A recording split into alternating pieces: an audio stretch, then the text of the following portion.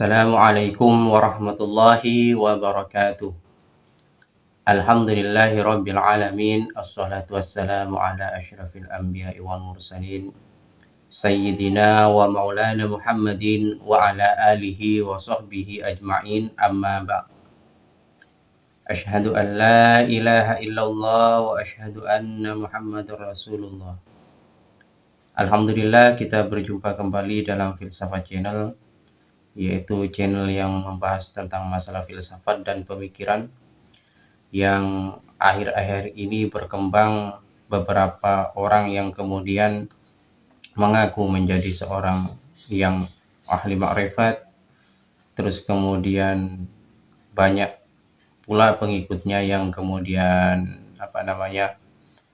mengagung-agungkan, istilahnya seperti itu, berupaya untuk membentengi bahwa keyakinan itu adalah keyakinan yang paling benar. Saya akan menanggapi dari beberapa orang yang kemudian memberikan tanggapannya atas konten yang telah saya buat kemarin, dengan mengatakan kalau saya itu sok suci, sok pintar, sok benar dan sebagainya. Sekali lagi dari awal, kami itu sama sekali, atau saya pribadi sama sekali tidak merasa sok pintar, sok benar, dan sok suci. Justru sebaliknya, yang masuk duluan ke konten-konten saya itu adalah hinaan.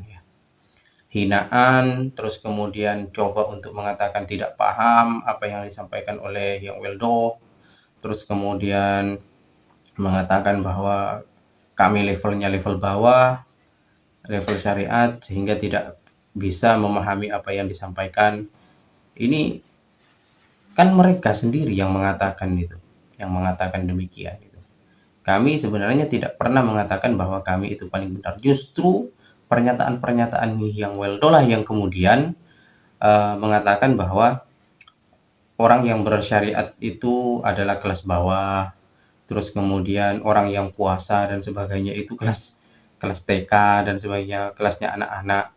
Itu kan yang merasa paling tinggi, paling benar di situ siapa, kan gitu. Bukan kami ya, bukan terutama saya. Justru dia sendiri yang mengatakan demikian. Nah, ini yang kemudian menjadi hal yang menarik. Dia yang melempar batu, terus kemudian dia yang sembunyi tangan gitu, dengan mengatakan bahwa orang itulah, atau kami yang menanggapi konten-kontennya itulah yang kemudian merasa benar, merasa suci. Justru enggak, sama sekali.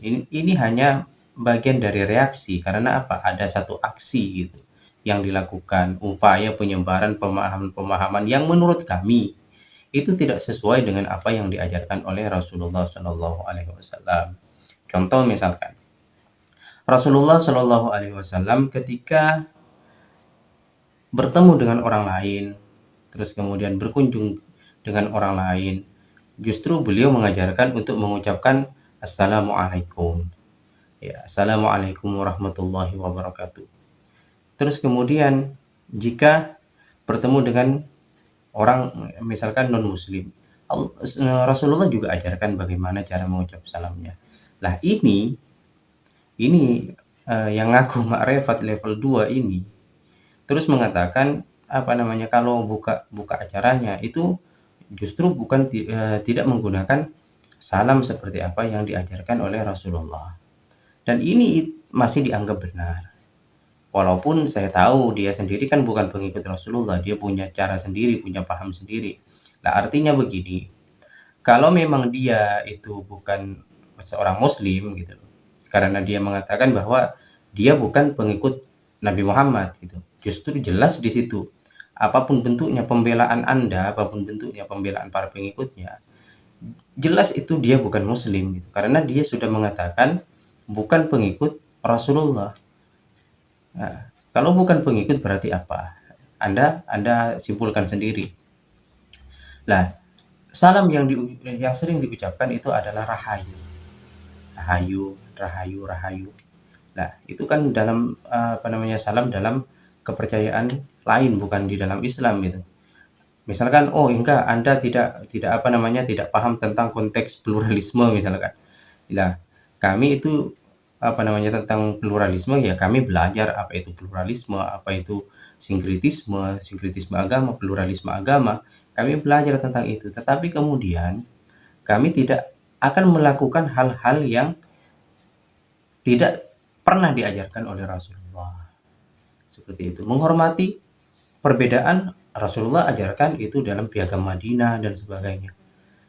Ketika eh, apa namanya, Rasulullah memimpin dan di Madinah bukan orang Muslim semua, tapi beliau mengajarkan tentang pluralisme itu sendiri, tentang bagaimana menghargai perbedaan dan sebagainya. Nah, kami lakukan itu, apalagi kami warga Nahdien ya, warga NU itu, orang yang memiliki paham ahli sunnah wal jamaah itu khususnya di Nahdlatul Ulama itu. Kami sangat-sangat respect terhadap perbedaan itu sendiri. Tetapi kemudian kami tidak respect ketika ada pernyataan-pernyataan yang menurut kami itu mengarah kepada kemusyrikan. Lalu kemudian mengatakan, "Oh, kamu tidak level," dan sebagainya. Karena belum paham ketika menyembah batu, disuruh minta oleh menyembah batu itu kiasan. Mana ada kiasan? Kalau misalkan Anda diminta menyembah batu, menyembah pohon itu bukan kiasan itu. Itu perintah dari orang halu itu, yang sok makrifat kalau menurut saya. Sebab dia sama sekali sudah menghilangkan syariat ya, seperti video yang pernah saya upload itu keterangan Buya Ar-Razi, dan itu sudah banyak yang diterangkan oleh para ulama bahwa orang yang bermakrifat itu tidak mungkin meninggalkan syariat gitu. Lalu kini saja posisinya Hyang Wildo gitu. Posisinya Hyang Wildo dengan Khulafaur Rasyidin saja itu menurut kalian yang benar-benar Islam gitu loh. Lebih lebih mulia mana gitu loh. Lebih mulia mana? Hyang Wildo atau Khulafaur Rasyidin itu, keempat Khulafaur Rasyidin itu, Abu Bakar, Umar, Utsman, Ali. Lebih mulia mana gitu. Kalau Anda mengatakan lebih mulia Hyang Wildo misalkan, wah ini perlu diperiksa itu. Bukan otaknya itu, tapi keyakinannya, keimanannya itu. Nah, ini yang kemudian ada yang perlu saya jelaskan di sini adalah tentang satu pernyataan yang dilontarkan oleh salah satu, saya yakin itu adalah salah satu pendukungnya, yang mengatakan bahwa Al-Qur'an itu adalah tulisan manusia. Terus kemudian bukunya dan sebagainya itu tulisan manusia. Berarti itu kan buatan manusia, bukan kitab suci, bukan dan sebagainya. Sekarang saya analogikan begini. Bagi orang yang punya paham seperti itu, kita lahir ke dunia ini, gitu. Kita lahir ke dunia ini, itu kan sebenarnya atas kehendak Allah. Allah yang kemudian menciptakan kita. Allah yang kemudian dengan kalamnya, dengan sifat ilmunya, sifat Rahman Rahimnya, itu menciptakan kita sehingga kita diberi kesempatan untuk hidup di dunia. Tetapi kan kemudian untuk saat ini Allah tidak menciptakan sama seperti Allah menciptakan Nabi Adam gitu. Berarti kalau demikian, kita itu apakah bisa dikatakan kita itu buatan manusia? Buatan bapak ibu kita? Secara biologis ya. Tetapi kemudian secara ketauhidan tidak. Karena apa? Secara ketauhidan itu semua kami percaya, segala sesuatu yang ada di langit dan di bumi ini semuanya diciptakan atas kehendak Allah. Maka saya lahir, Anda lahir itu karena kehendak Allah. Lah, bukan berarti ibu Anda bisa menciptakan. Saya kasih contoh. Ada nggak orang yang tidak punya keturunan? Ada kan? Nah, berarti apa? Itu tidak punya kemampuan untuk manusia itu tidak punya kemampuan untuk menciptakan bayi. Dengan sekarang ada program bayi tabung misalkan. Berapa yang gagal? Kan seperti itu. Berapa yang gagal dan hanya berapa persen yang berhasil. Dan berhasil itu pun juga karena kehendak Allah. Kenapa? Karena Allah yang memberi hidup dan yang memberi mati. Itu yang harus kita pahami. Sama saja ketika Anda mengatakan Al-Quran itu adalah karangannya manusia, terus kemudian bukunya juga karangannya manusia. Ya sekarang karena ditulis oleh manusia, terus kemudian di kertas dan sebagainya. Ya memang itu dibuat atau ditulis oleh manusia, tetapi kalamnya itu yang ketika disuruh untuk menulis itu langsung dari kalam Allah.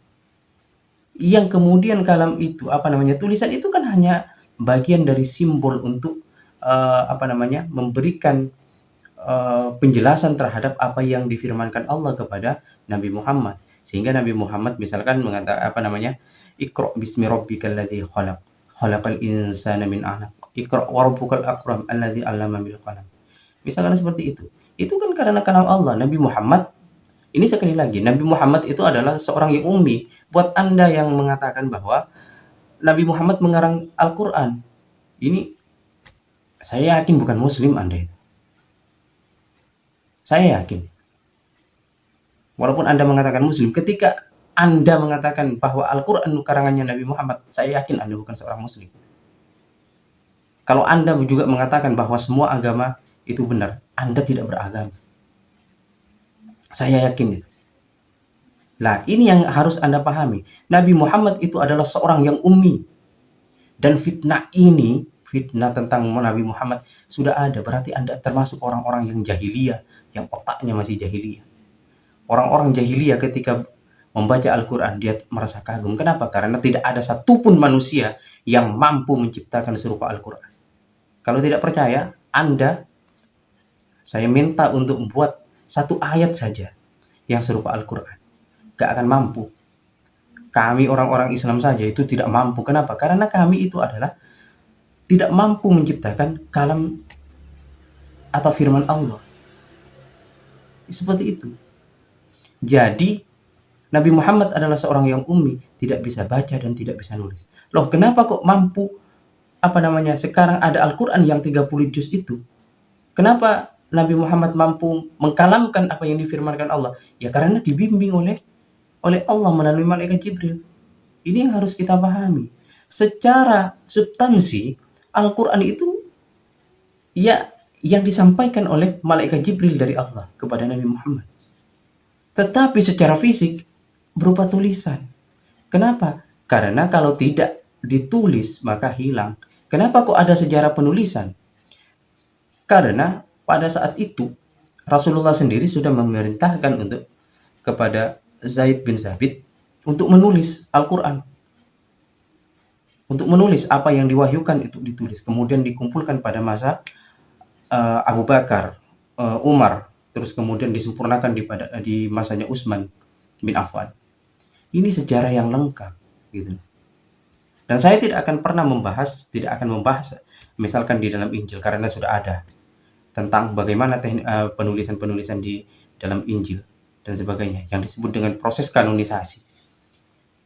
Ini bagi Anda yang mengatakan bahwa Al-Quran itu buatan manusia, ya kalau Anda seorang Muslim, cari guru, kemudian syahadat. Lalu ketika saya mengatakan demikian, lu sok suci Anda itu. Enggak, bukan sok suci, karena ini sudah engkau menghina Al-Quran itu sendiri. Ya mungkin Anda merasa hebat masih hidup sampai saat ini, ya tunggu saja, kita akan mati semua, kan seperti itu. Tidak ada yang abadi di dunia ini.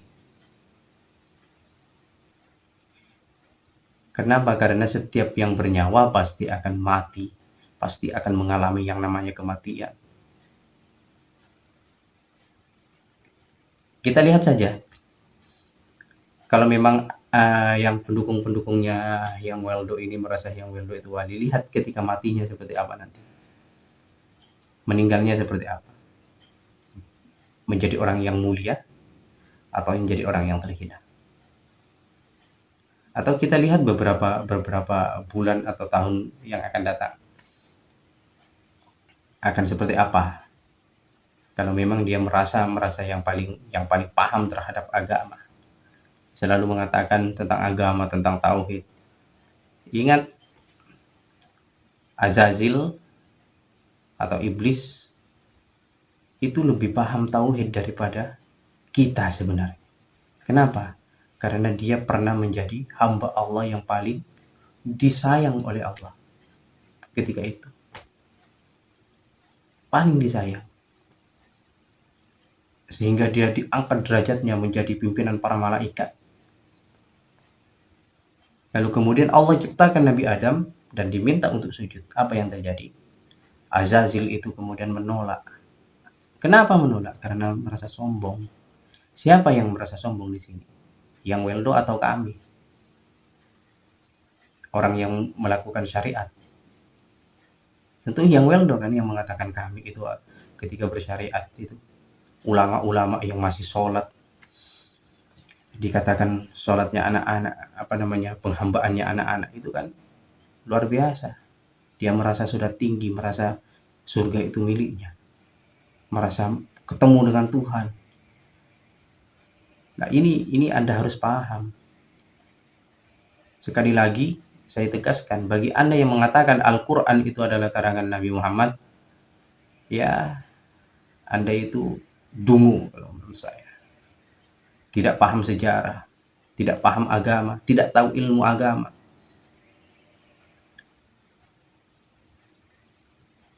Tidak punya keimanan terhadap